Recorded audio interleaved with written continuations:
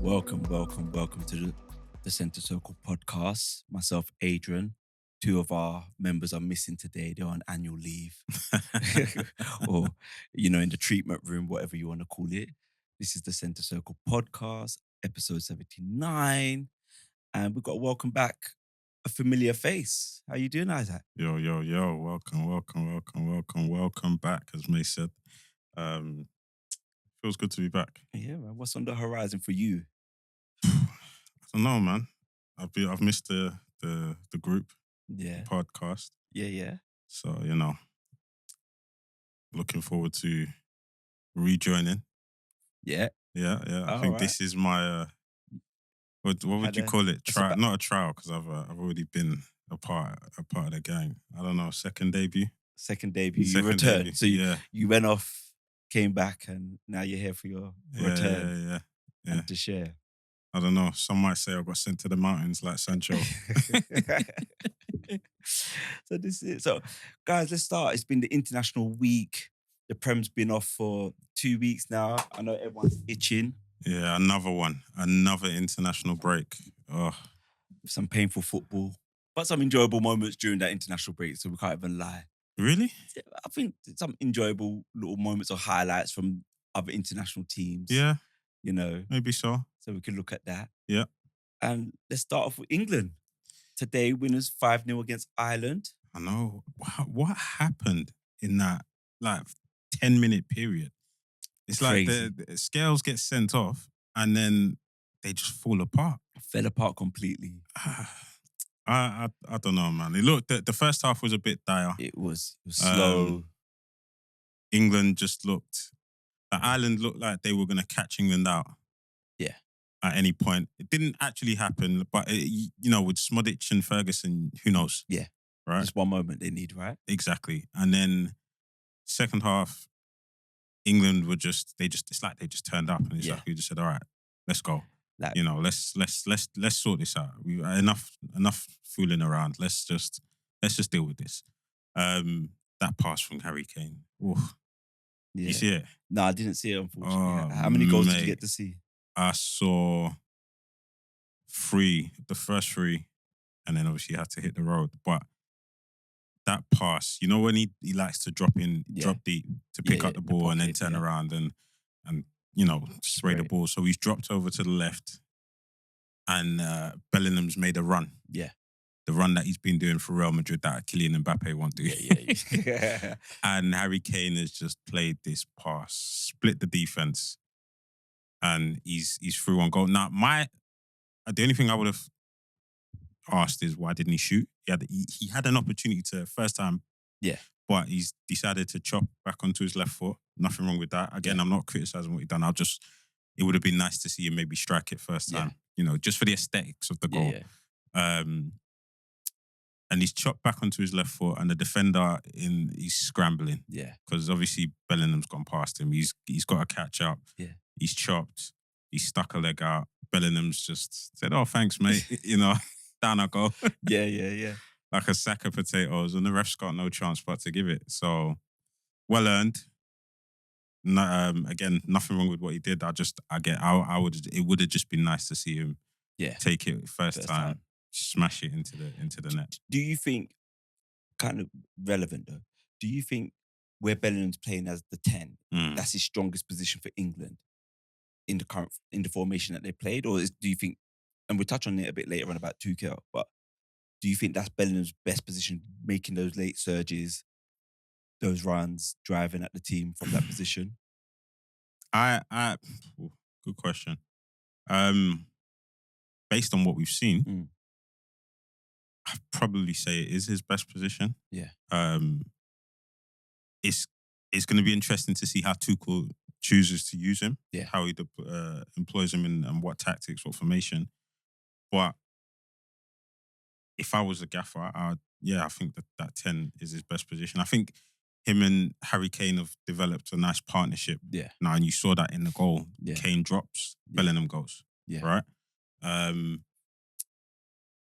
And, if you look at all his performances, again, like I said, even currently for Real Madrid, he's been doing that run. Yeah. That late run. Yeah. that pop up in the box, get on the end of a cross or wherever it may be, and fashion some sort of chance. So I think, possibly to answer your question, I think that is probably the 10 is probably his best position. We've seen him in the 8, as they like to call it, or as a central midfielder, and I don't think he's really had stand-up performances. Correct me if I'm wrong, and if anyone's watching this and they think, no, I think, but I'd prefer him in the 10, and then maybe we have someone, a midfield like Curtis Jones, in the set, who's a better ball carrier. Yeah. Conor Gallagher or Angel Gomez or Declan Rice, whoever from that 4, occupying the two positions. So what did you think of the other 2 goals? Because you said you saw 3 of them. What were the other 2 goals like then? Just England, Ireland just looked poor, to be honest. I mean, Gordon he popped up, took his chance. Yeah. I mean, there's nothing really it's just England done well. Do you know what I mean? It's hard to kind of like, it was just I don't know whether quality it's superseded. I think what I'm trying to say, get at is, was it England turning up the dial or was it Ireland falling apart? Do you know what I mean? I think it's a bit of both, isn't it? Like, both of them can be true. 2 things can be true. And I think it's like England just, all right, let's step it up. And then Ireland's ability and quality overall just is not there. Yeah. And you got 1 or 2 quality players in there, but the overall squad and quality and ability is not enough right now. They're lacking that. And then the other issue is because you got a lot of British people with dual nationality, not all the best players often will pick England if they can play for England. Yeah. Or Ireland. Yeah. 9 times out of 10, they're going to pick England. And we saw Declan Rice do that and Jack Grealish do that, Yeah. So I think that's something that we can't undo, and it's always going to be prevalent and always going to happen, right? Yeah. Very true. So then moving on then, what do you think about Lee Carsley's little tenure? Do you know what? I think he's done really well. I think if I had to grade it, I'd give him an A. I wouldn't give him an A+ because he lost that game against Greece. When he tried that mad, like, no striker kind of 4-2-2-2-2 format. Total experiment, which I'm genuine. To be honest with you, I'm genuinely not mad at him about it. Right? Mm-hmm. It was nice to see a manager try something and look, it didn't work. Cool, but at least we've gone down that road. Everyone was calling for certain players to be on the pitch at the same time. Yeah. He tried it. It didn't work. Now we can put that to bed, right? And now we can go back to safe, So you think he's gone back to tried and trusted, essentially?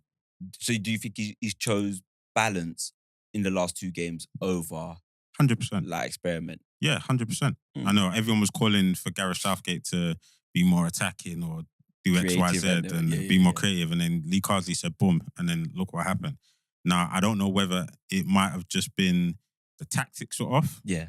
And maybe if we used the players slightly different, it would have worked. Or maybe it was just there's no balance in putting all these players that everyone's calling for on the pitch. And here you go. It's not working, you know? Because I think when we look at international football, I think, and you listen to certain like elite managers say they wouldn't do international football. I think Arsene Wenger was one of them. When he was in his prime, he said he wouldn't do international football because there's too much of a gap in terms of doing stuff on the training ground, working on things, being in touch with your players. So he tried to do that, the 4-2-2-2 formation, but he never had enough time to really and truly implement it and get them to understand it. And if you look at it, a lot of those players played a 4-2-3-1 or 4-3-3. They play similar formations for their club side. So that to come over from club side to international football is quite a smoother transition if you're playing the 4-2-3-1 or the 4-3-3. So it was really interesting. And when I look at Lee Carsley, like Keith was a big advocate for him. He wanted him to be appointed a job. You gave him an 8 out of 10 just now, didn't you? I will go with a 6. Wow. Yeah. That's harsh. I'll be honest with you. I don't. And the reason why I go with a 6. 6 games, 5 wins. 1 loss. Yeah, but I'm looking at the opposition. They weren't really. And look at the players he's had to work with. What do you mean? Look, he's had all the players. Who has he really lost? What do you mean he's Well, had it's all the only players? this game that he lost 7 key players. But other than that, all the rest of the games he had a full strength side pretty much. Yes. But the last 2 games, Yeah. he's had key players missing. But the last 2 games, well, they dropped down the group for a reason, and they went from in the Euro Nations, they've dropped down. Yeah. So they're facing opposition that are not as good. Okay. So again, I'm looking at the opposition that they've had to play. Yeah. Greece was a shock to everyone. But Okay, yeah. I'm looking at that. So even with the loss of 7 key players, they still should be beating those nations because the rest of the squad's highly qualified and got the skills and the attributes to kind of execute the plan and play it at a high level. So he's still got enough quality. I would disagree to an extent. In what way? Because, all right, cool. First 2 games he had, you'd arguably say a stronger squad. He had, Maynard, Rice, Trent, Kane. All right, cool, fine. The next set of games, I think there was 1 or 2 missing. Yeah. Not enough to say, cool.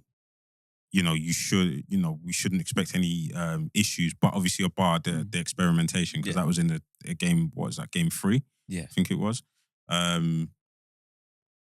But then games 5 and 6, we've had like 8 dropouts, and then the replacement for one of the dropouts had to get replaced. Yeah. So, I'm working with, okay, fine, fair enough. I know the players from the under 21s, but I've not worked with them at this level.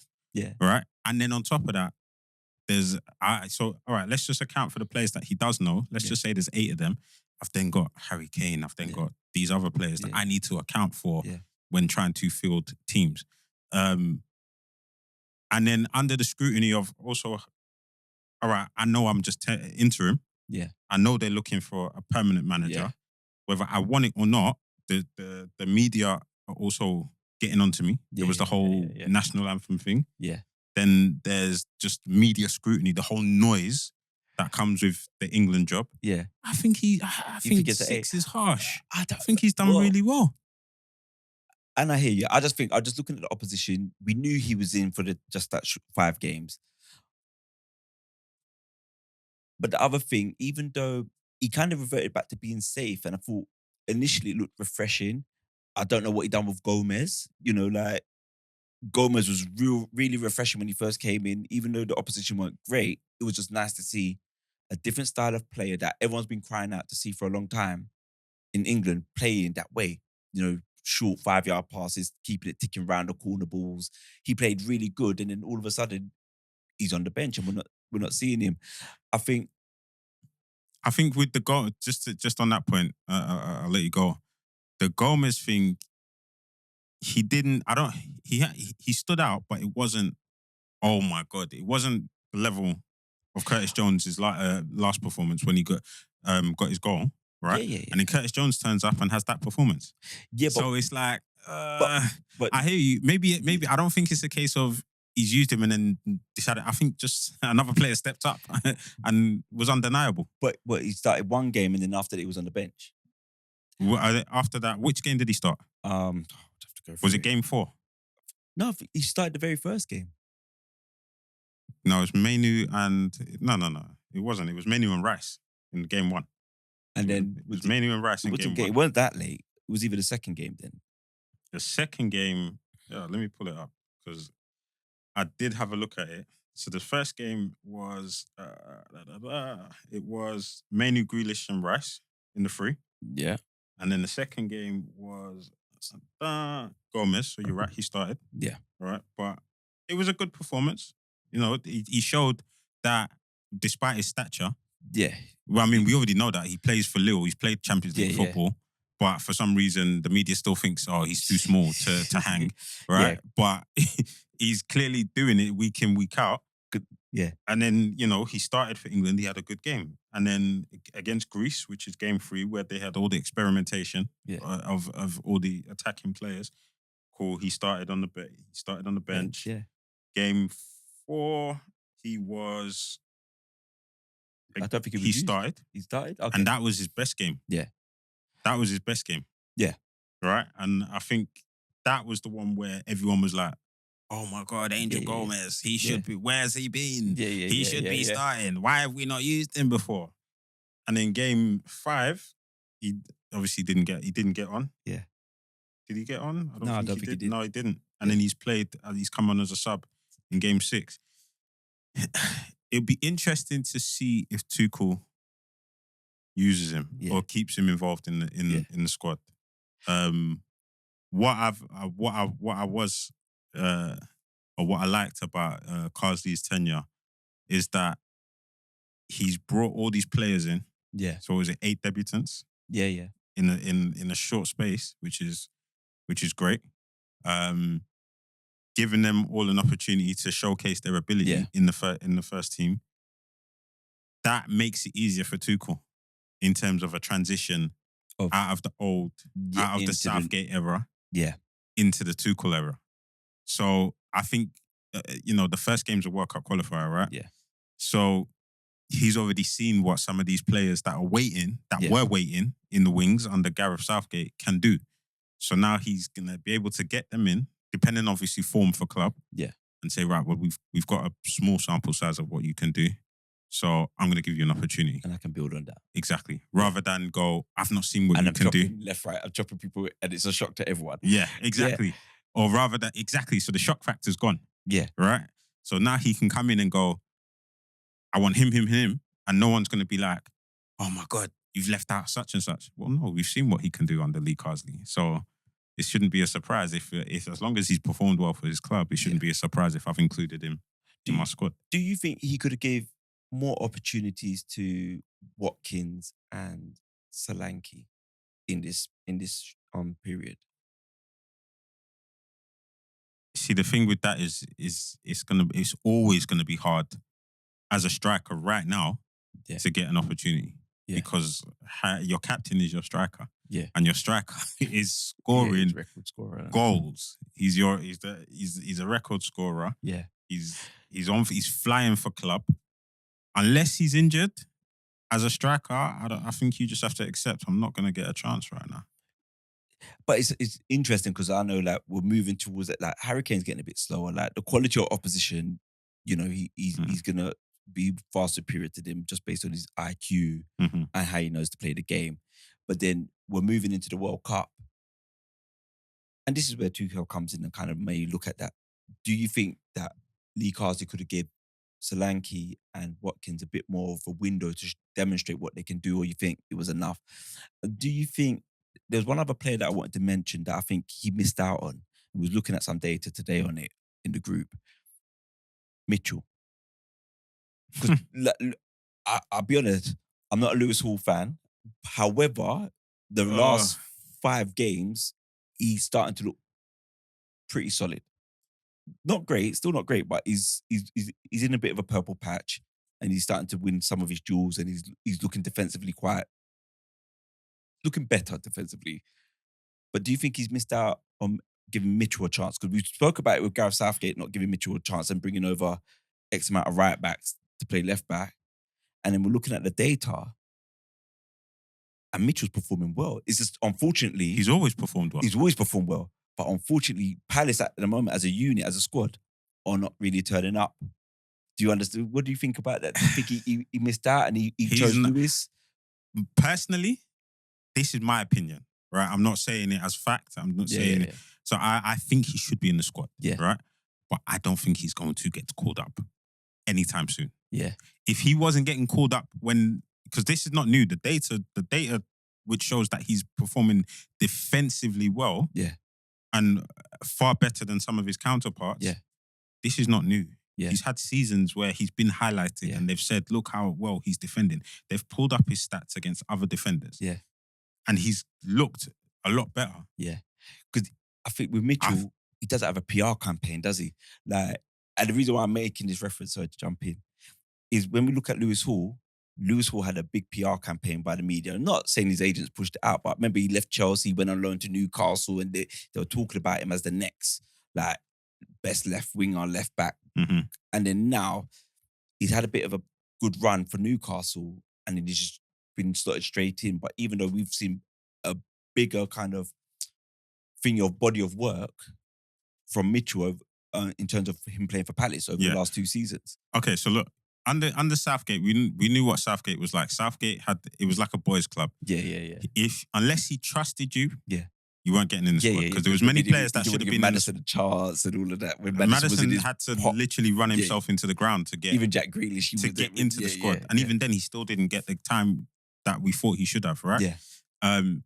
So Mitchell was never going to get in the squad at that point. He's 25 now. Yeah. He didn't get in under Carsley, who was pulling all sorts of players in. I don't know what Tuchel's going to be like, but if we're being honest, if Mitchell's not,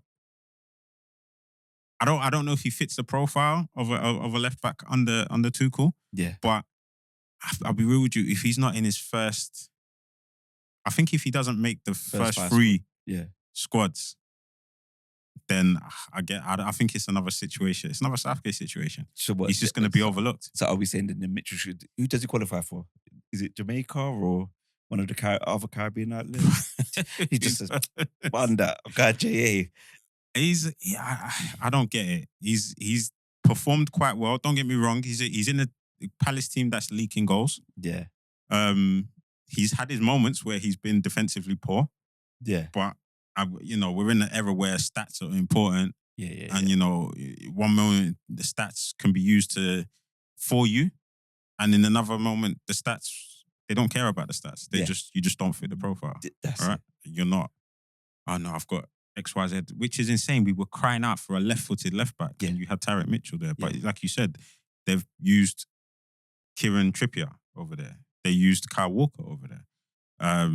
Whoever else got pigeonholed into that position, rather than they said, all right, let's just bring him in.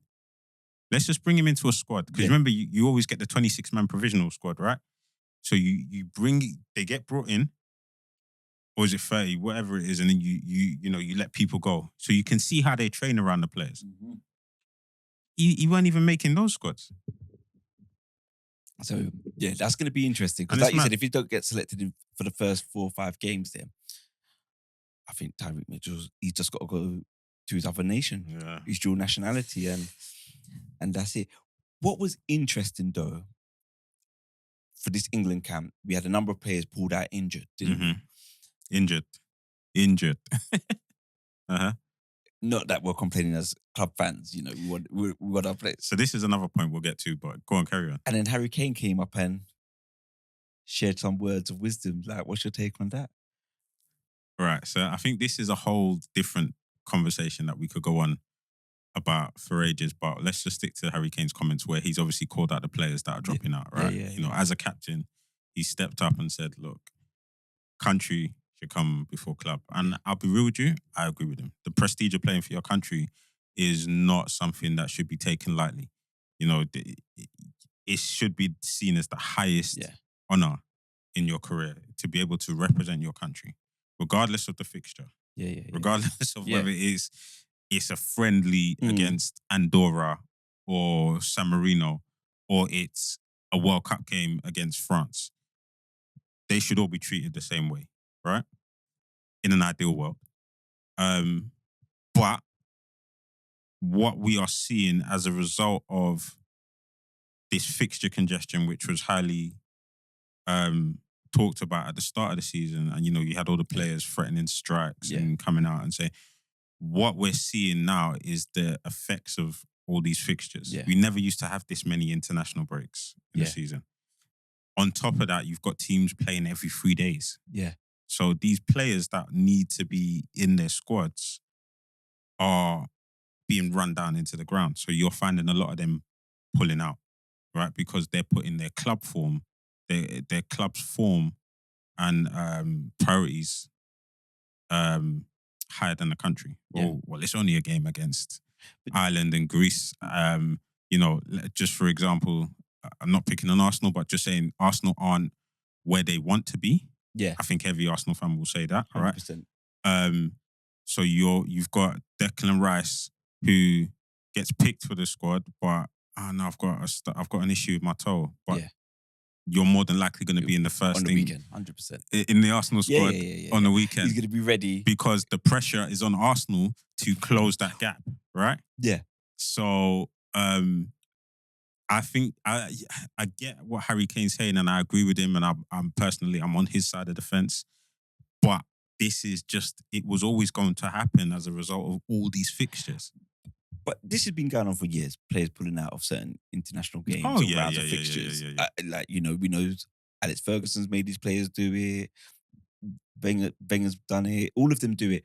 I think what's happened as fans, we don't respect international football anymore because it became quite meaningless in a lot of aspects. Some of the friendlies or some of the qualifiers when you're playing Malta and Latvia and like countries that you know, Macedonia, they can't beat England, but they have to play them. And you're like, what are we getting? And then the So problem is what? with that, the international managers, he's still picking the best players. So we're like, you could actually pick loads of under 21 players to get you through that round, give them experience, Agreed. and then that's it. So Okay. then, as an Arsenal Good point. fan, I'm Good like, point. no, I want Saka to be fit. I want him to be 100% fit. I want Odegaard to be 100% fit. I want Rice to be 100% fit because we need to get back on the title race. Because at the end of the day, what the next tournament's not for another year, right? Okay, you're right. But here's the counter argument to that point of you could use these friendlies, meaningless friendlies, to try to experiment, 100. right? The counter argument of that is, but I don't get the opportunity to To work with the these better players Yeah. that often, Yeah. right? So I'm thinking ahead to these key games that are coming up. I have to take every opportunity possible to work with these players to implement my philosophy. Yeah. So remember the international break is they turn up, they have their training sessions, play the game, prepare for the next one. Yeah. As soon as that game's done, back to their clubs. Yeah. I don't see them again until the next international break. So I hear you, and I think it's a good point, but I think that's what most managers would say. Well, any opportunity where we get to come together, I have to pick the best players. Yeah. You look at the Spain squad, it was always in that run, it was the same players. Yeah. And you'd have your fringe players that would come in and out, but it was the same players. Yeah. Every opportunity. Most definitely. And I think that's going to be across all international teams. Yeah. But me being selfish as an Arsenal fan Oh, of course. and my FPL team, I want Saka to be fit. Here we go. There we go. Certain other players to be fit Yeah. and be ready. With that, then, what does the lay of the land look like for Tuchel? He's coming in, he's had a bit of, would I say controversy? He's had a bit of challenges in his career, squads in terms of disagreements with the Bayern board, Chelsea, how he left Chelsea. Mm-hmm. But he's been very successful along the journey. Of course. Yeah. What does the lay of I the wouldn't land say very, but I think he's been successful. You don't think? All right, but he's been successful. Yeah. What does the lay of the land look like for him and England? What do you think it should look like, or what do you think he's going to do? Well, the mission statement, as it were, is we're going to win the World Cup, essentially, right? Yeah. Or get to a final, because Gareth Southgate has kind of set a baseline. Yeah, most definitely. Even though everyone wanted him out. Of finals. Yeah. We get to finals and semi-finals, right? So, for Tuchel, who I think most would consider him a better manager than Gareth Southgate. Yeah. Considering his club achievements, I think you kind of expect final. Yeah. Another final, right? So it'll be interesting. I think that's what it looks like. He has to get to a final. If he gets to anything less than a semi-final, then how do you I think that's failure. And because then, how do you think he will set up then? What type of formation do you think he will play? And how do you think he will use Harry Kane? Do you think that's going to be... I mean, we only have to look at his time at Bayern Munich. Yeah. Essentially, right? It was the same Harry Kane we've seen that we're currently seeing. Yeah. He was dropping in and he had runners off of him. Sané, Gnabry, Coleman, whoever it was, Musiala. Yeah. So I think that's pretty much what we're going to continue to see. Harry Kane doing what he does. Do you think he's going to stick with a 4-2-3-1 formation? See, this is an interesting question. At Chelsea, he had the wing backs, right? Yeah. At Bayern Munich, I think it was still 4-2-3-1. Yeah. I personally think he's going to stick with a 4-2-3-1. Yeah. But then, again, it also depends on the players at his disposal. What do you think is going to be his biggest issue that he's going to struggle with in terms of a team that he puts out for each international game? What do you think the area that needs kind of the most attention, but we may not have the quality that's required to win the final that they want to get to?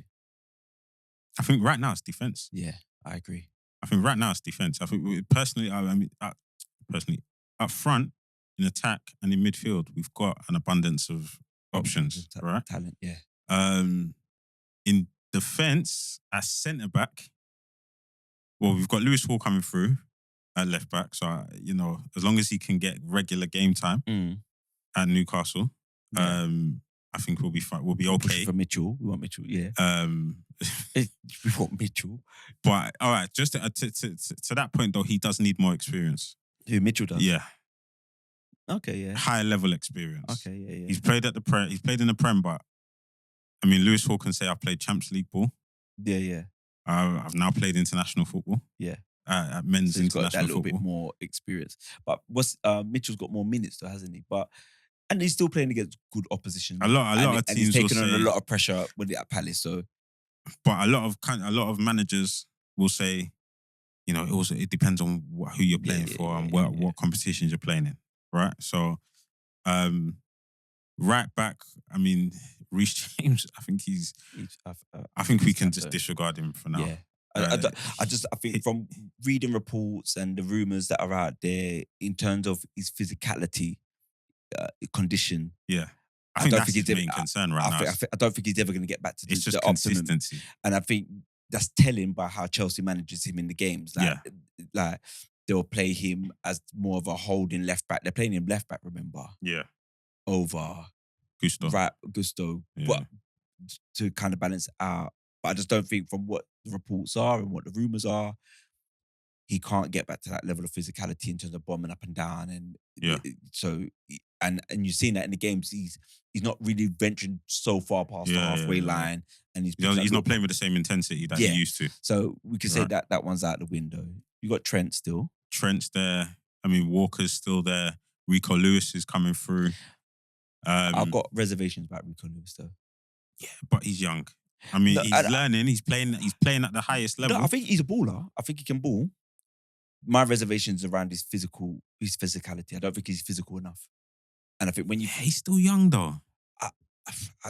I just don't see improving much more. And I just think this is playing. Riding challenges is very different to committing in challenges, right? Mm-hmm. Like, so we'll look at someone who's of the similar physical stature, which is Phil Foden. I would say them two are very similar in their physical stature. He rides challenges. He knows how to roll off of a challenge and use it to gain advantage by poking it around the corner or whatever and using his body well. When you need to, as a defender, as we know, when you need to be strong and stand up or barge the guy, I don't see that in him. I think he's got it, I think he's got it. The other day, the game against Brighton, you saw when he was just outpowered physically in the goal. And then there's a couple of other moments throughout the season where I see physically he's been outpowered by his opponent. Yeah, but again, that goes down to him being young. He's still got time to develop. Yeah. He can still get in the weight room and develop that core strength. I mean, to be a defender, you kind of have to have some physicality about you or the desire to be physical. Yeah. Right? Cool. He plays in a team where they have 80% possession on average, or I know I'm speaking a bit, exaggerating a little, but let's be honest, they dominate possession most of the time. And the field tilts are in their favour. So, cool. He's going to get in games where England might not dominate possession. Let's just say they're up against a Germany or a France or whoever it may be, and they might not dominate possession, or a Brazil. How does he handle that? I think he'll be fine. I genuinely think he'll be fine. I mean, you've got to look at, he plays for City in two positions that require a lot of physicality, right? Fullback and defensive mid or centre mid, right? You have to be quite physical in those positions. And from watching those games, I don't see him winning those a lot of those battles. Nah, I think he needs to pay more he does attention. well. No, he does well. Don't Yeah. get me wrong, he does well. I think when there's key moments, he lacks in the key moments when it's needed. But I don't take away from him for that instance, just because I think he's still young, he's still developing. That will come. All right. I think that will come over time. And then let's centre backs. Right. I mean, what are our options? John Stones, Harry Maguire, Branthwaite, who else? Colwell, Gay, Kwanzaa. I think Gay, for me, and I think they're I just think it's based on appearances. But I think Gay, he's the cert. I think he needs to move to a bigger club as well. But you can see the quality in him. Yes, the potential's there. The potential's there. And he showed it in the international tournament. Yeah. He was one of England's best players. Yeah. But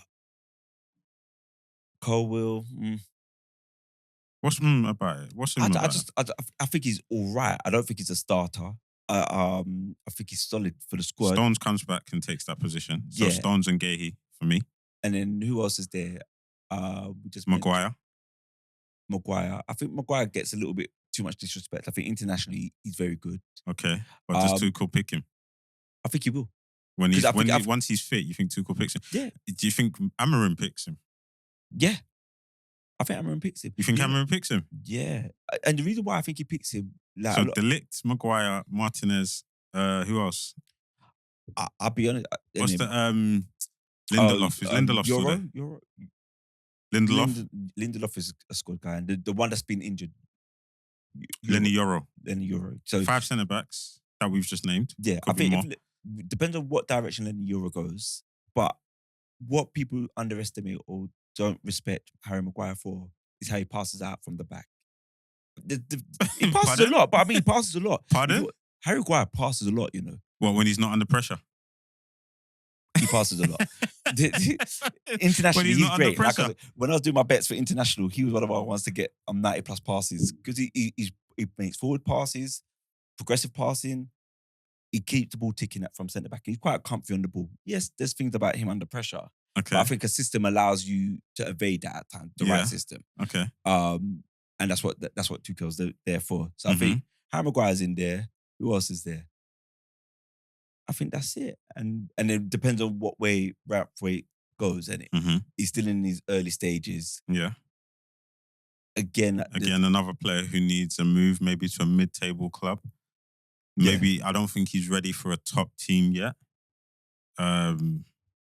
Maybe a mid-table club, see how he how he does. Yeah. Maybe a Newcastle or Newcastle don't need him. They're quite covered. But I mean, I don't know.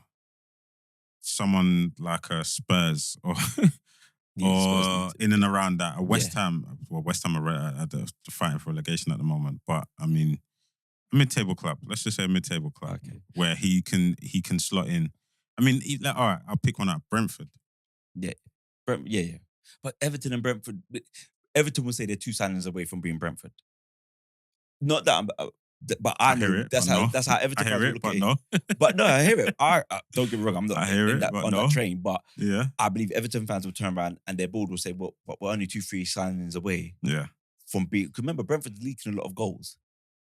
This is why I say maybe a Branthwaite can come in. Everton's kind of the opposite. They're not leaking as much, but they haven't got the quality in the thingy. So, but that we digress from that. So defense is the biggest issue for Tuchel, right?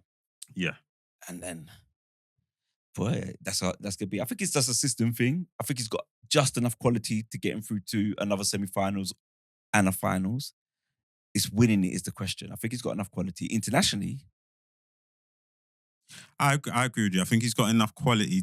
Well, not to win it. I think he's got enough quality to get to the semi at the very least. Winning it is another story.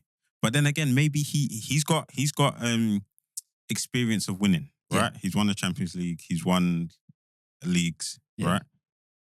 So maybe put him in a final with this England team. And he doesn't make the same mistakes that Gareth Southgate does. We don't go 1-0 up and then try to shut up shop. He does something different. Do you understand what I'm saying? Maybe puts on another forward player or something like that. He knows how to get us over that line. Yeah. So yeah, you know, maybe winning it isn't too far fetched, or maybe winning it isn't too ambitious. Yeah. Maybe it's just the right call, and we'll see where we go from here. A quick question though about Tuchel, and I know we've spoken about it already, but now that we're talking about Tuchel, do you think he should have done something or said something in line with off the back of Harry Kane's comments? Interesting. I don't think he wants to ruffle the boat yet, because he hasn't actually been formally introduced to all of the squad yet. Yeah. He might have given him a call, and he hasn't actually, and he'd be kind of stepping on Lee's exit, you know. So he says, let me bide my time. I have a private conversation. There's some battles that you're going to have privately and publicly. And I think some of them, I think that's a private one. I think he's going to give them a call and like, look, I want to win this. Yeah. I need you to be on board. And I yes, club form, but I need you here, because you'll be a legend. Because the other thing about, you're selling it to those players, if we win something, we're legends. We're you know, like when we done the top 10 England strikers, one of the subscribers messaged, where's Jeff Hurst and Jimmy Greaves? And we're like, well, it's from 94 to present. But what I'm highlighting is they're forever legends because they won the World Cup, you know? So that's what's going to be the real interesting part. Yeah. So international football's over. We're coming back to the Prem. But as everyone knows, a certain referee has been causing a storm. The whole PGMOL scandal. The whole PGMOL scandal. Yeah, Coote gate.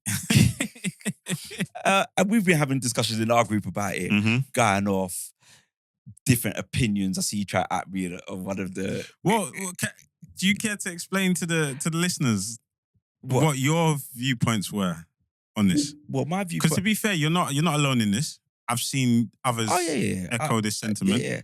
So I'm not alone. My initial stance... Let's take it back and start with just the first when the video first hit. Yeah, so the video first hit, and we, you know, as everyone knows, it's recorded. A friend or an associate is recording him saying he hates Scousers, he don't like Jurgen Klopp, and he's to see you next Tuesday. Yeah, you know, and there was an outrage and talked about, is he reffing impartially or is there a bias? And then Liverpool fans are playing the violin, pulling out moments where he didn't even give a free kick or a goal or a foul against the opposition. I'm just, you know, I'm messing. So the statement was, well, I certainly put the statement in that he can't referee games anymore. And your view against that was? This is nothing new. Across all levels of football. That we're overreacting. This is across, because there's a level of integrity that kicks in. But we play football. When we play football, what's some of the arguments we say to each other before we start the game? Especially when we know it's certain referees. What do we say? Tell me. We go, don't say nothing to the ref. We don't want to be playing against the ref, or we don't want the ref on our back. Okay. Yeah? So we say that. And we've been in games where the ref hasn't given a free kick, or because the opposition's been harsh to him, he's starting to give us things in our favours and etc. So are you talking to the bias of the referee? I'm just talking, all referees are biased. The emotions are involved. All referees are biased. But there's also a level of integrity that kicks in that says, all right, I'm going to do this and I'm still going to follow the rules of the game as best as possible. You're right. Wherever there's a human involved, there is room for human error, right? And by unconscious bias and unconscious bias. However, your job is to be impartial and to uphold the integrity of the profession, which is refereeing, right? Yes? Yes. Yes or no? Yes, but however... All right, cool. So your job is to make sure this game is run as fairly as possible. Set out by the guidelines that you have, right? The rules of the game. So if you're then coming out, he didn't come out right now and say it, but the video was done at the time. Yeah. Right, during the COVID season. Yeah. Where he was refereeing at the time, right? He made a video at the time, which is relevant to that time, and stating that he doesn't like refereeing games with where Jurgen Klopp is involved. But I think referees say that about all managers. Which is fine. There's nothing wrong with that. But he's been called. His private statement is now public. Yeah. And in that going public, it now calls into question his integrity as a referee and the integrity 100%. of all other referees and the PGMOL. But let's be real. We know, and this is what I'm saying, like, we're being naive if we don't think referees have this fault. Whether they say we're holding on to it's done in private or not, it's they know and we don't know. We know. Okay, I call it, it's kind of almost blissful ignorance, right? In the sense of we know it's happening in the back But of we our can't mind. prove it. We know in the back of my mind, Yeah. I know it's happening. Yeah. But it's not been said to me out. It's not Yeah, been yeah, put yeah. out there in the open. Yeah. So now I know for a fact it's happening, right? Yeah. It's one of those things of, you know, something's wrong over there, but as long as I don't pay it any attention or it doesn't get brought to my front door, I can just carry on with my day. So we know referees have a bias, or they have certain opinions and views of Players professionals and managers within the and game. clubs. And We know that they're human. Yeah. Everyone feels a fans certain way and about etc., certain things, right? Oh, I don't like refereeing at that ground because the fans get onto me. Yeah. Or I don't like refereeing games for Arsenal because they think I'm biased because of certain decisions that just happen to happen. It's ignorant bliss. But it's not been publicly voiced, so no one can use it against me. And then it's kind of escalated, this kind of whole Coote thing, and then we're seeing another video of him doing what we believe to be banned substances. He's on the nose candy. You know. Yeah. He's doing his best Robbie Fowler impression. And then rumors are coming out. He's trying to go out for drinks before games. He's organising parties, and then there was another rumor of, like, you know, inappropriate behaviour, and it's just all unraveling. And then now we're getting a bit of rumour mills going on. What do you think about this? And what does it do to the reputation of the PGMOL, and how does Harold Webb tackle this now? Listen, what this does for the PGMOL is it stokes the fire. Yeah. The house is already burning, right? But now the water supply has run out. It's a mad Because VAR's not been helping them. The management of VAR hasn't been helping them. So this now it's insane. I genuinely feel for Howard Webb, because it's just that the house is falling down around him and he's doing his best to keep it stabilized, right? This whole Coote situation, I personally think, like I said in the group the other day, this is deeper than the original just, oh, your friends leaked it, right? Yeah. Because why is he leaked the timing of it is just really interesting. Why is he leaked it? Yeah. Let's just say it is him, because to be honest, let's be real, we don't actually even know he leaked it. It could have been someone else that got wind of it and decided to put it out there, right? Why has it been leaked? Why now? Why has this other video come out? Yeah. Why are these screenshots coming out? Like, what is this? Is there something more sinister behind the scenes? And, you know, he's not played ball and they're now trying to ruin his career, which, to be honest, has happened. His career is completely done. It's, as a referee, I think with the video, I think he may have been able to come back to some degree. I disagree. And the reason why I'm saying there was no comeback, even just from that first video. And the reason why I say that, because when we look at like law and stuff like that, and policies, and that's a private conversation. Mm-hmm. You understand what I'm saying? I'm not saying it's right, but and that's why I say to some degree. So it might be championship, and it might be some premiership games and cup games. Mm-hmm.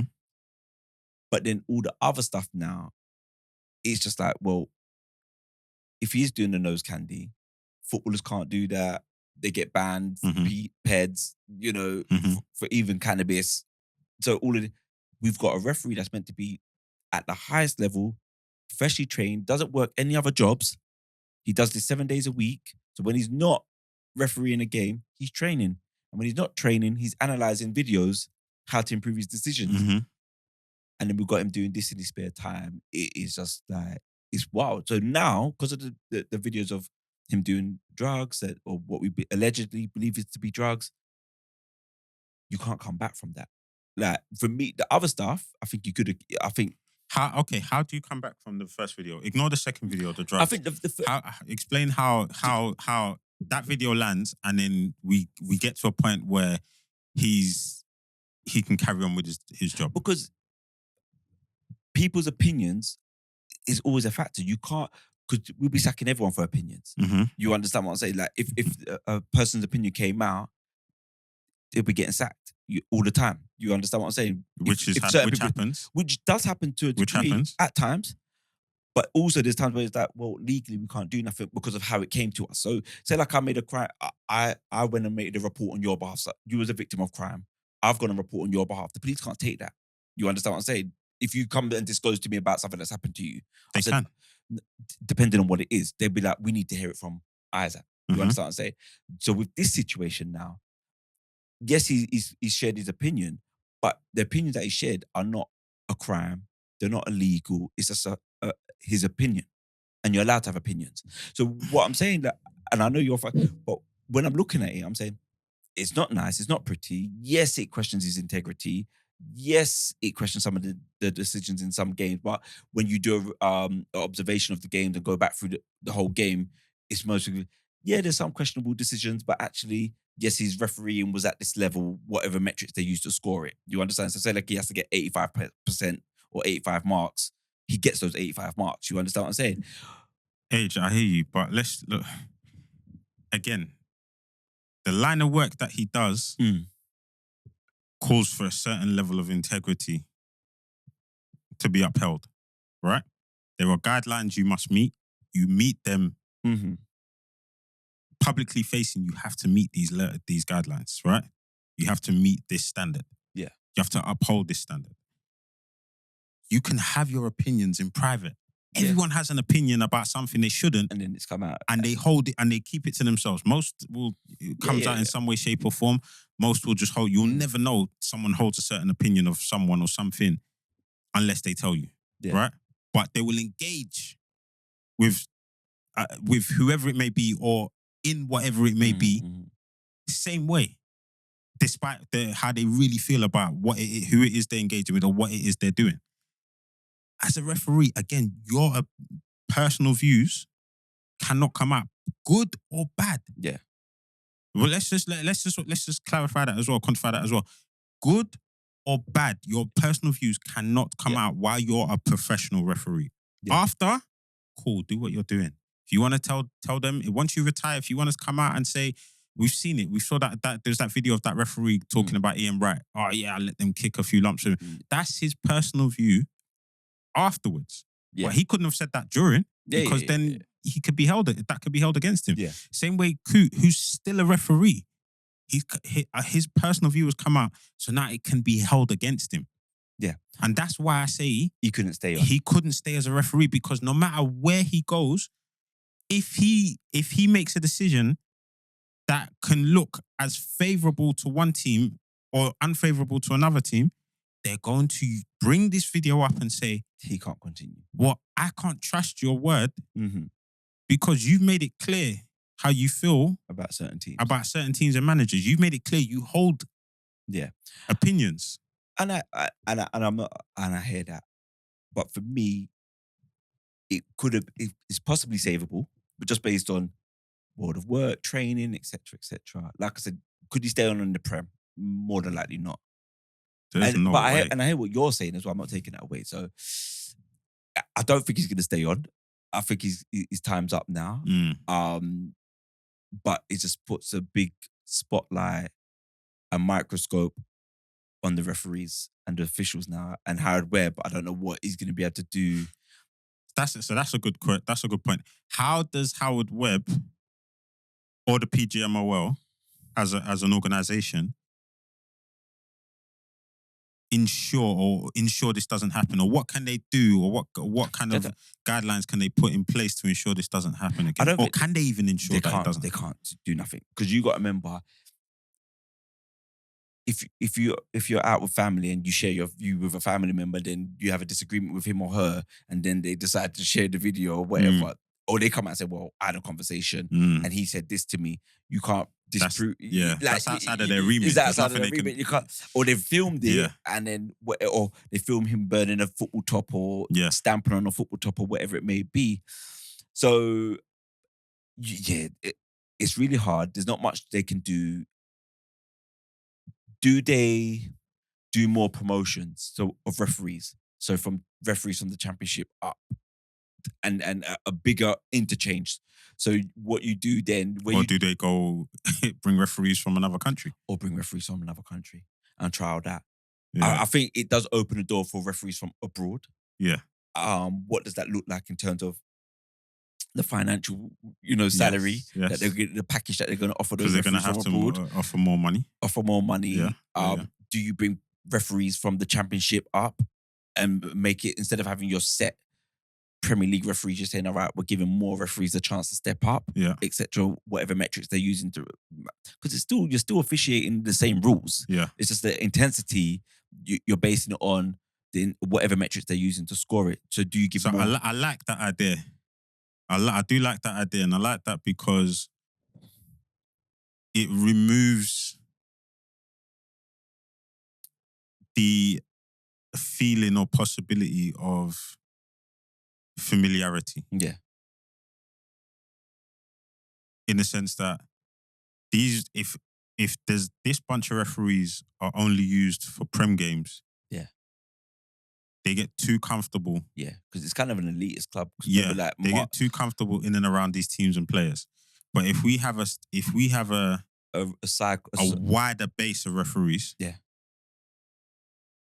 and you're less likely to get the same referee within let's just say a 12-week period.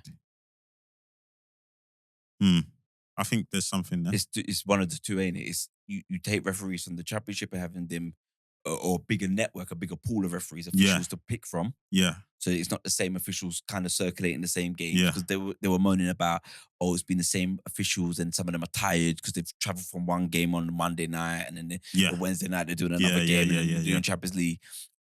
Or do you set up an agreement with other associations across the world, across Europe, and say, all right, we're going to interchange officials for certain games?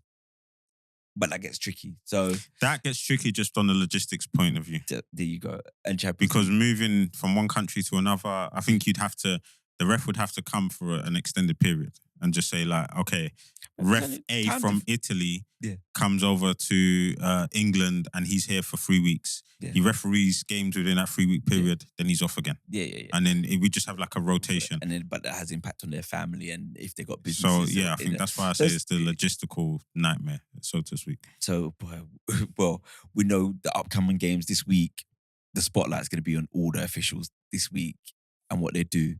And then we're just, we're moving back into football. And then interestingly, if some of you haven't seen it or read, Neymar, he's talking about he wanted to go back to Santos. But from that discussion... Apparently an agreement has been reached. That's the rumour that's floating around at the moment. And from that discussion or that rumour, we kind of started actually looking at Neymar as a player and his impact on the game.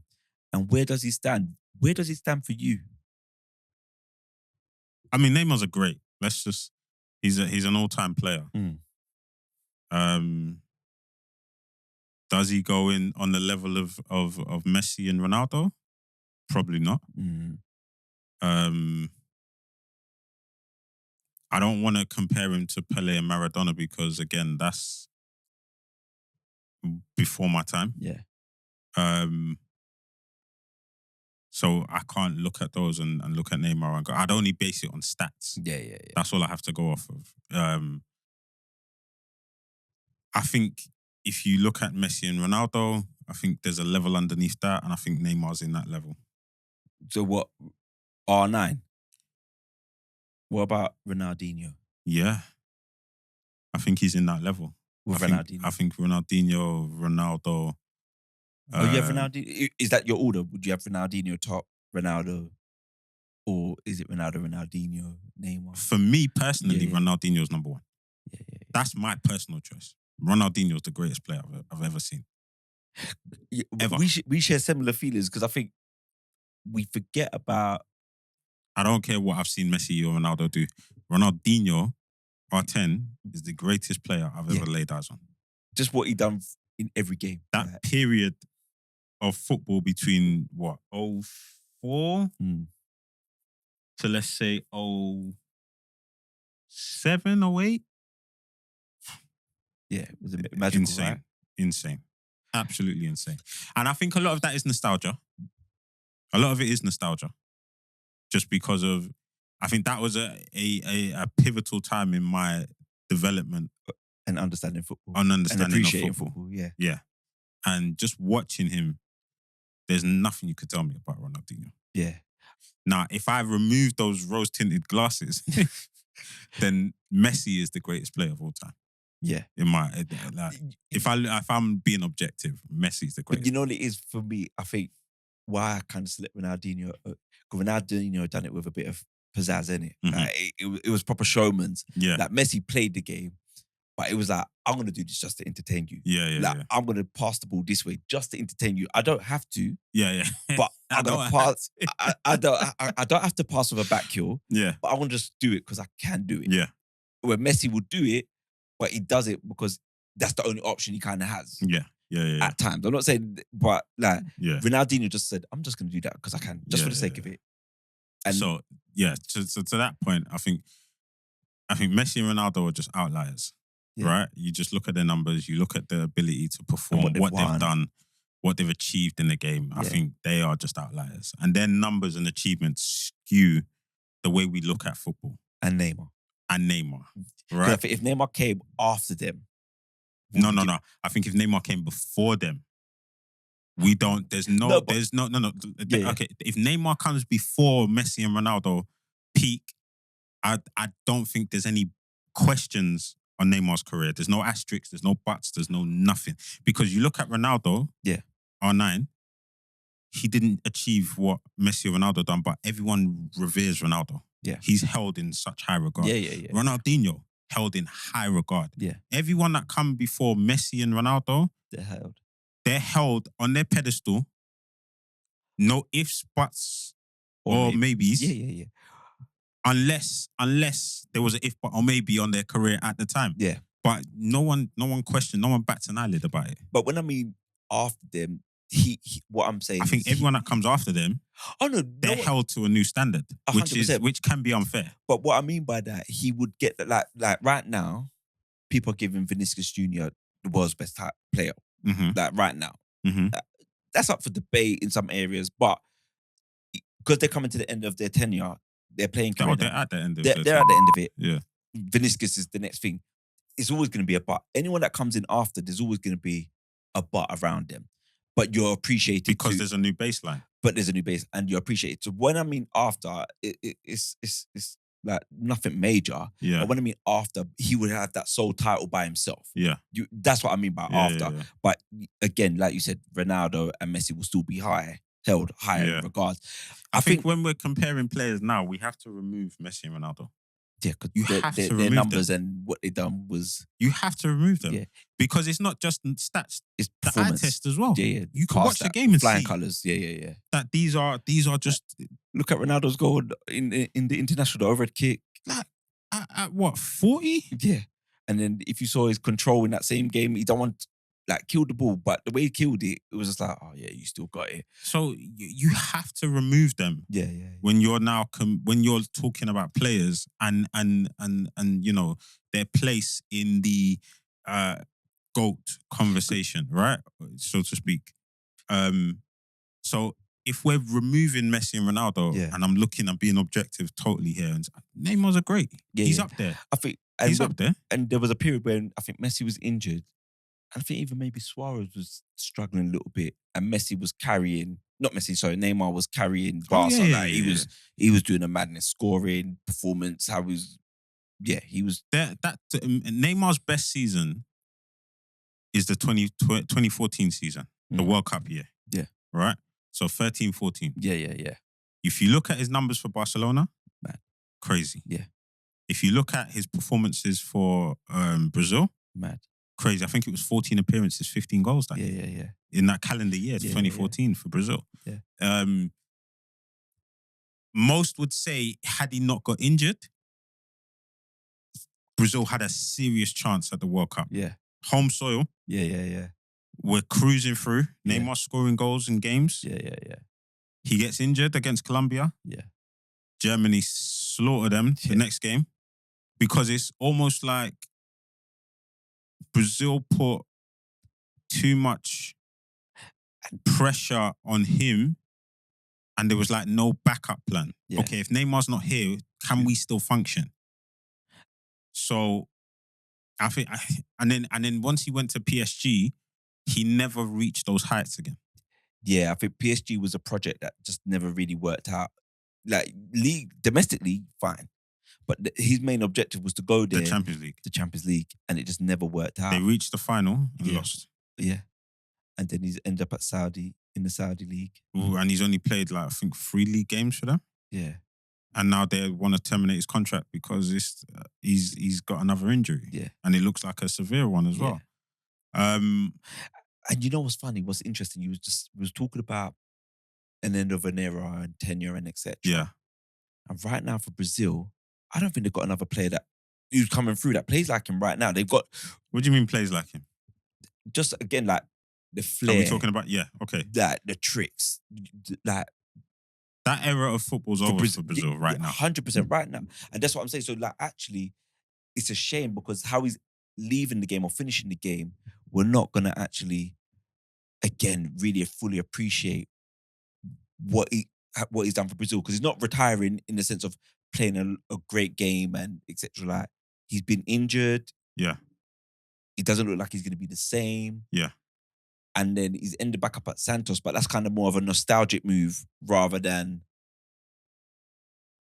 And he's not finishing. I don't know if it's a nostalgic move because, I mean, you saw the quote from the Palmeiras chairman. No, I missed it. He said, "We're not a medical center." That's. He said, "We're only, we only want players that can contribute right now and drive us forward." Yeah. I think that's just a situation where Santos are familiar. Are we saying then, right here, right now, that Neymar is mostly the last at this moment in time? Because we're not seeing anyone else.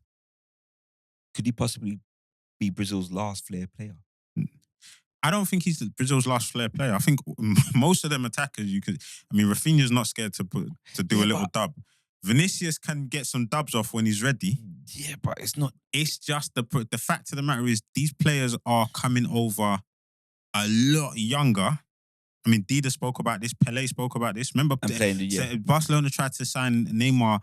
I think it was a year before, and Pelé asked him to stay one more season because he didn't want him losing that Brazilian flair, ginga as they call it, right?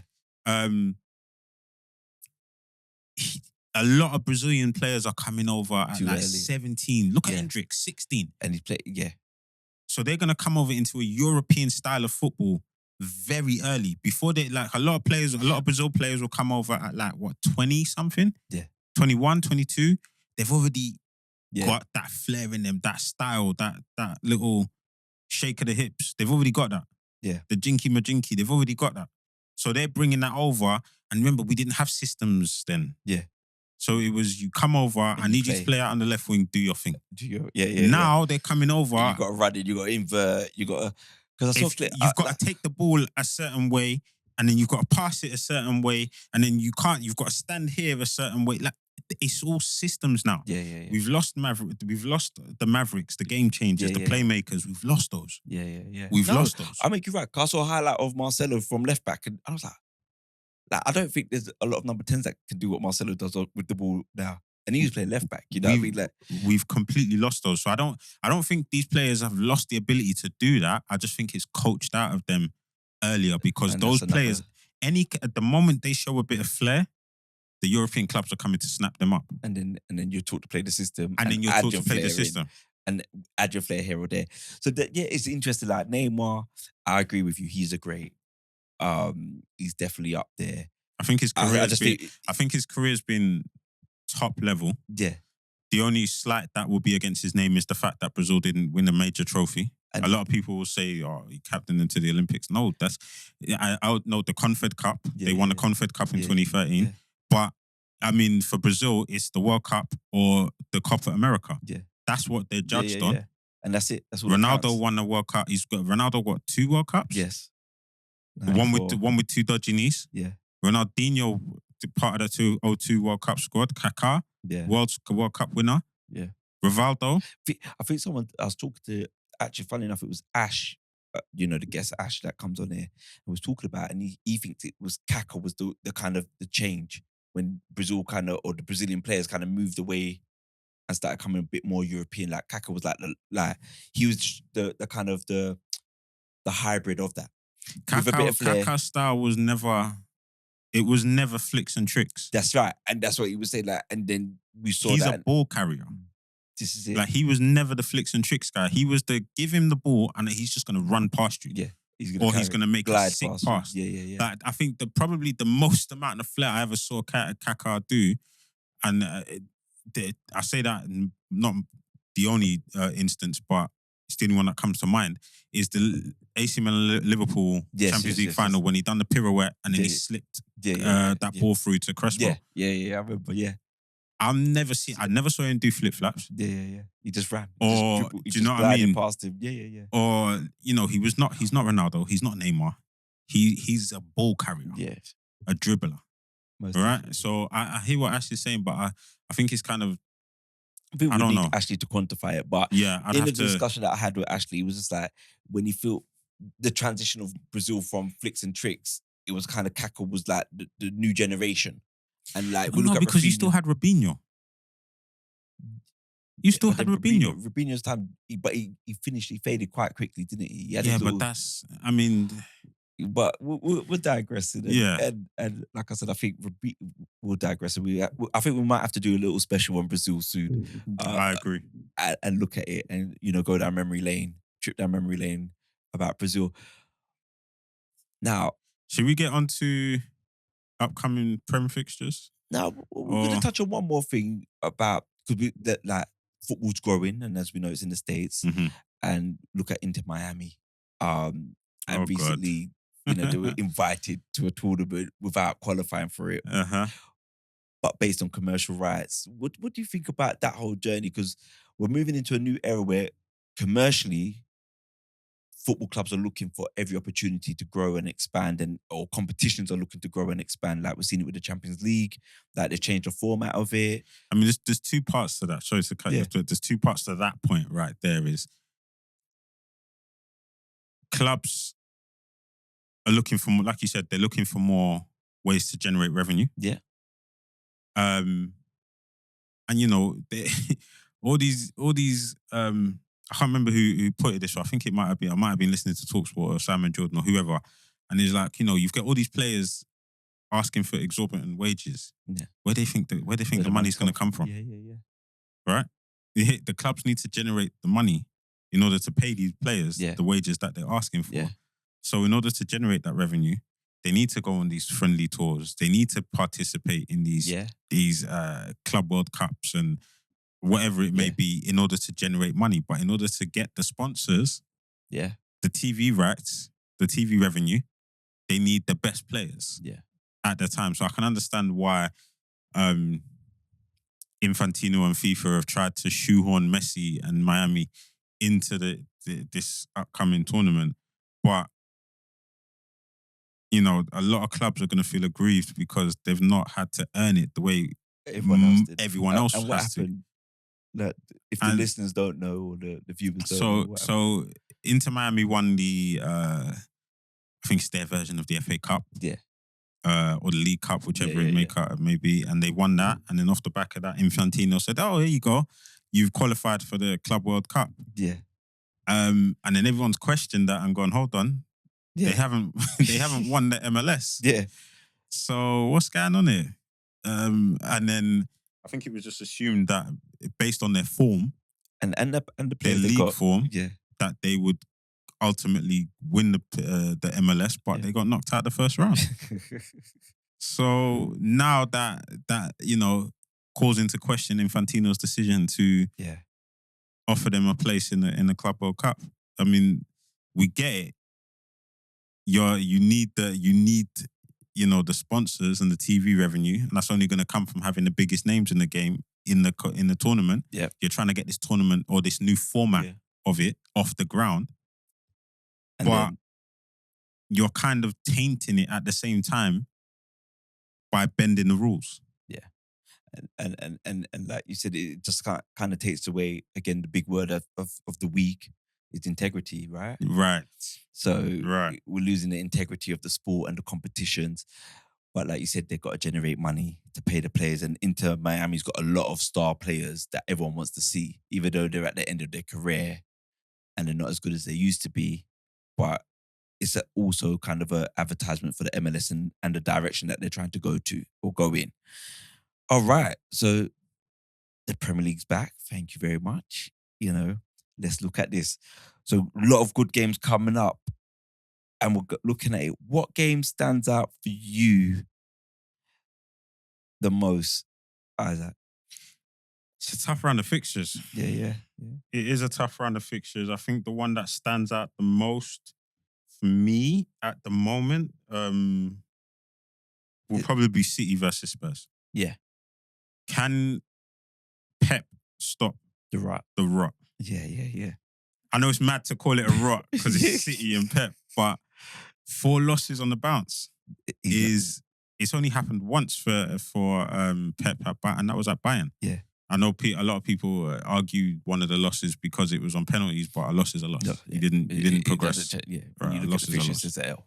Right. So I think that's the one that sticks out the most for me. They played recently. Yes, okay, it was the League Cup. He probably they didn't probably take it as serious as most would, and probably Spurs did. Spurs did, but it's a different pressure now. And Spurs has got to step up, right? Exactly. Because Spurs lost to Ipswich. Yep. Which was being questioned at the moment. Yep. I'm more questioning the quality of the squad, but they got to put in a performance for their fans. Exactly. But they've got to go to the Etihad. And that's not. And is Ange going to continue this Ange ball? Because I think if he does, Haaland, I would assume Haaland can find some joy. The way their centre backs are playing at the moment. Exactly. Yeah. So I think it'll be about what kind of service he gets. Yeah. Will we see Kevin De Bruyne? Yeah. If so, will he be able to, what level will he be playing at? And then I think another fixture, it wouldn't have been, but I think just because of the development at Arsenal, Arsenal versus Nottingham Forest, because obviously Eddie Gasper's gone there. Ooh, yes, as the director. Interesting. So it's gonna and new Nottingham Forest has been quite a tricky team to they're putting a good foot forward at the moment. They're on form. They're hard to beat. They had a bit of bad luck the last Prem fixture. The curse of the awards, we say the curse of the manager of the month and player of the month. So that's going to be interesting. They're fixture. on form. And Arsenal's they're sketchy. We're trying to find form. You've got key injuries at the moment. Yeah. Declan Rice, will he be in the squad? I think he will. Yeah. Gabs, the two. Gab, Magalhaes and Saliba. I said the two Gabs. Well, even get Martinelli. Yeah. What kind of what performance will he deliver? And there was also rumors will he be even in the squad? This is it. I think he will be. And there was rumors the other day about the Nottingham Forest centre back. Is it Morella? Oh, the one that just came in this season. The Brazilian. They've got let me see, Murillo. Mm-hmm. They're saying Real Madrid are looking at him. There's a rumor that Real Madrid are looking at him as a possible replacement because he's been a big part of Nottingham Forest turning it around this season and putting out some good performances. He's been quite solid. Yeah. For Forest this season so far. And then the other game I think everyone's going to be looking out for is Ipswich versus Manchester United. Amorim's first game away from home. And what system is he going to implement? and Well, he's already come out and spoken about about the philosophy of United and their identity. That's the first thing he wants to attack. So I would expect to see his style of play. Yeah. I believe I believe Ipswich is the right game. Yeah. It's not Forest. It's not City. Yeah. It's not a game of high pressure. Yeah. I mean, some would say it's high pressure because it's his first game, but I don't think so. I think Man United just got enough quality in their squad. They've got enough quality to deal with Ipswich. Yeah. So for me, this is a good opportunity to go to use the new system, which is 3-4. I think it's 3-4-3. Yeah, basically. That's 3-4-2-1. Yeah. Right. It's just going to be interesting to see what players he uses. Because I think he was quite open in his interview, and he was just saying, well, everyone needs to run and everyone needs to play the position that I played them in. And basically, I don't want to hear no talk. Like, this is for us to move forward and get back to where we were. Yeah. Or where I'll be quite disappointed if I don't see the 3-4-3 against Ipswich. Yeah. That's just me speaking. But he's got the players to play it, hasn't he?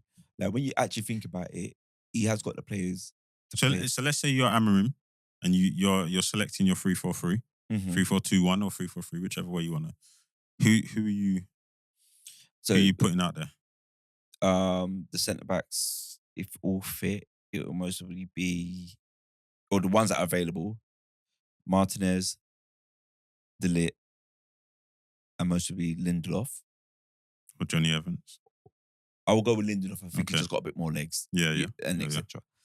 Then obviously you have Dalot and what's his Mazraoui on either side. Yeah, so Mazraoui on the left and Dalot on the, and then at the moment he hasn't got Manu as an option. Yeah, and then but you got the two what we call destroyers, this Casemiro and Ugarte. Yeah, and then you got Bruno Fernandes. Yeah. Now this what could be interesting now.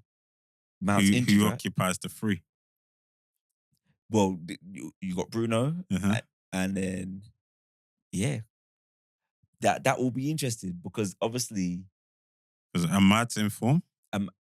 It would have Amad and then Bruno is your captain. Yeah, and then Garnacho's there. Rashford.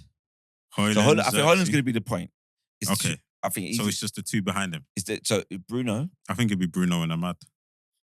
You think he'll drop Rashford? Because Rashford's been getting a bit of stick for going to New York, but I don't care about that. But do you think he'll drop Rashford? Yeah. Or you think he will allow Rashford to? Because I think Amad deserves it, and I think he's very comfortable at receiving the ball in the pockets, but also running at players. Yeah. I think it will be Amad and Bruno. That's brave. Based off of form. And then, for some United. That being said, though, if you look at his sporting teams, he has wingers. He does usually have wingers. So he'd have Marcus Edwards. Yeah, true. Or it'd be two from these three. It'd be Trincao, Gonçalves, or Gonçalves, that's the English way of pronouncing it. Yeah. Or Marcus Edwards. I think there was another player, but Gyökeres was up top, and then he'd have two wingers. He's got history with Ugarte because he was under his tenure when he was at Sporting. Exactly. So you're right. So to be fair, he could go Rashford and Garnacho and maybe put Fernandes in the middle. No, I think he played Fernandes up top. Where? So if you got Ugarte and Casemiro, Rashford, Amad, where's Fernandes playing? He's not putting Fernandes as the point. It's impossible. No, but thingy. So 3-4-3. 3-4-3. Yeah. So 3 centre backs. Yeah, 3-4. Mazraoui and Dalot as the out on the 4. I thought you said he plays wingers. So I was looking at he's dropping those two and then he's going to play. No. He plays the 3-4-3. He has his wingers up top as part of the 3. Oh, okay. Sorry. I thought you was talking about the wingers actually playing on the. Yeah, that's fine. I think Bruno's definitely going to play. I think he's going to play as the 3. I think he might give him a little bit of creativity, a bit of free roll. Now I understand what you're saying now. So just looking at the lineup against, So a lineup against City, 3 centre backs. Hillman, Morita, Araujo, Quenda, Trincao, Gyökeres, Gonçalves. Yeah. So he usually plays with wide forwards. Yeah. With a point. Yeah. With Gyökeres as the point. And then he will have his wing backs, essentially. Yeah. Two in the I middle. get what you're saying now, yeah. And three. So if we're looking off that, I thought you were saying initially he was going to drop Dallo and... No. Yeah. They'll be the wing backs. Yeah. So you think he's going to drop Casemiro or Ugarte for Bruno? Possibly. Yeah.